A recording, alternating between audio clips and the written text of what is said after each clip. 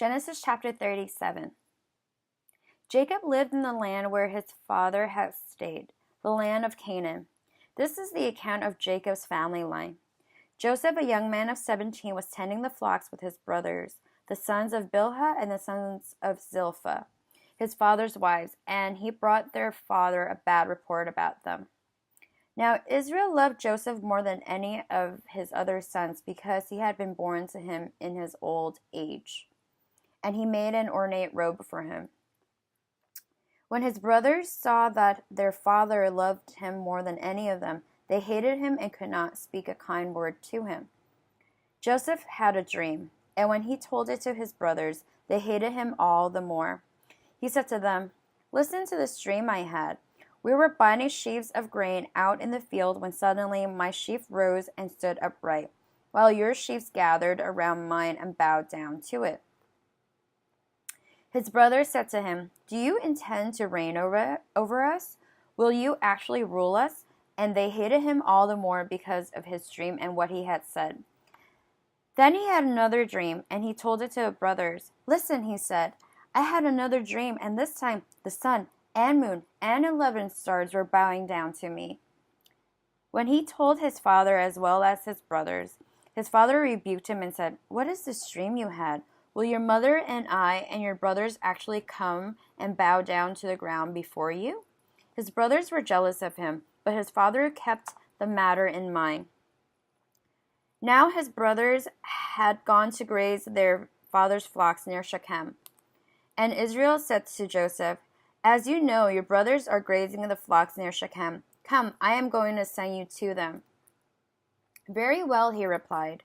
So he said to him, "Go and see if all is well with your brothers and with the flocks, and bring word back to me." Then he sent him off from the valley of Hebron. When Joseph arrived at Shechem, a man found him wandering around the fields and asked him, "What are you looking for?" He replied, "I'm looking for my brothers. Can you tell me where they are grazing their flocks?"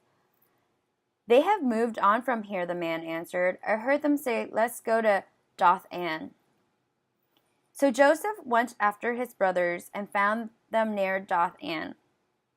But they saw him in the distance, and before they could reach them, they plotted to kill him. "Here comes that dreamer," they said to each other.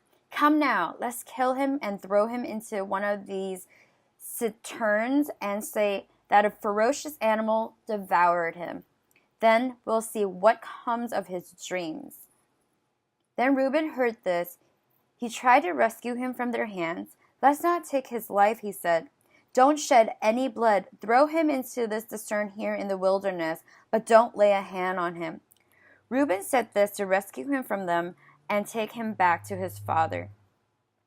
So when Joseph came to his brothers, they stripped him of his robe, the ornate robe he was wearing, and they took him and threw him into the cistern.